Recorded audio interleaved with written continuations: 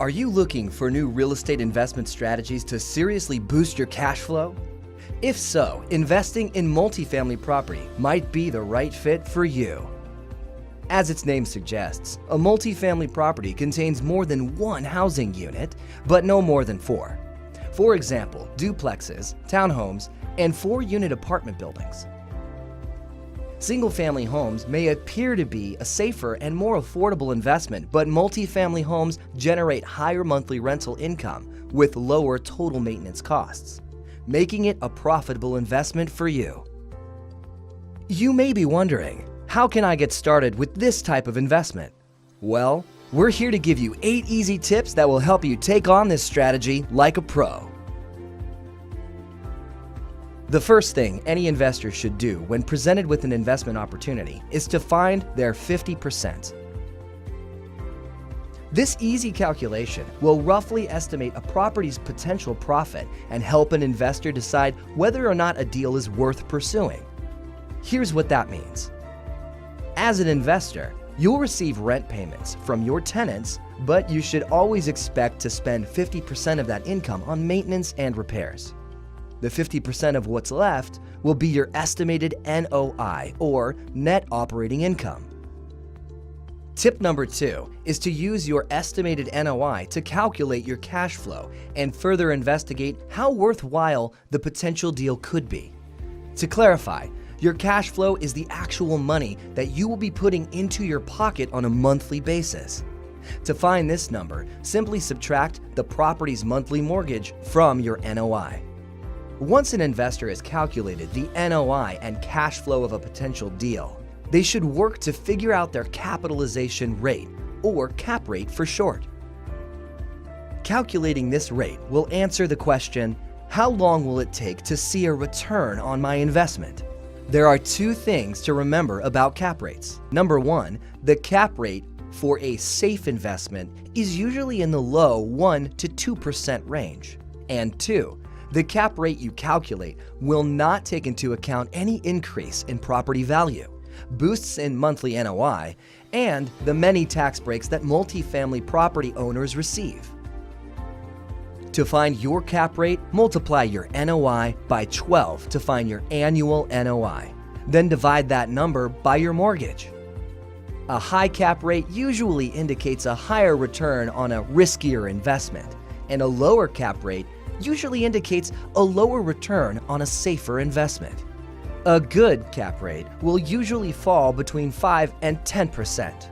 Crunching the numbers on a multifamily property will help you make a smart investment. But how do you find potential investments in the first place? Our next tips will tell you what you should be looking for in multifamily properties. Tip number 4, pay attention to location. If you have any experience in real estate, you've likely heard the phrase location, location, location, which is one of the most important factors prospective tenants will consider.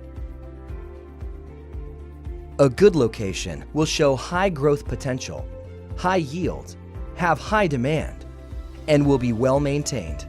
Once you find a multifamily property in a great location, you need to consider the number of units in the property as well as the number of rooms in each unit. Investors should focus on duplex, triplex, and fourplex multifamily properties. These types typically offer the most return with the least amount of risk and are generally more affordable. When you find a promising property, tip 6 is to determine its potential income.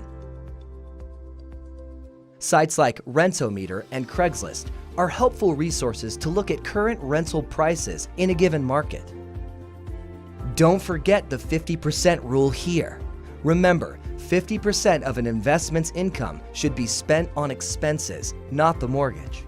The 50% check is a good rule of thumb for beginner investors who are looking to remain conservative. As an investor, it's always important to remember to calculate all costs associated with financing your investment, and this will vary from deal to deal.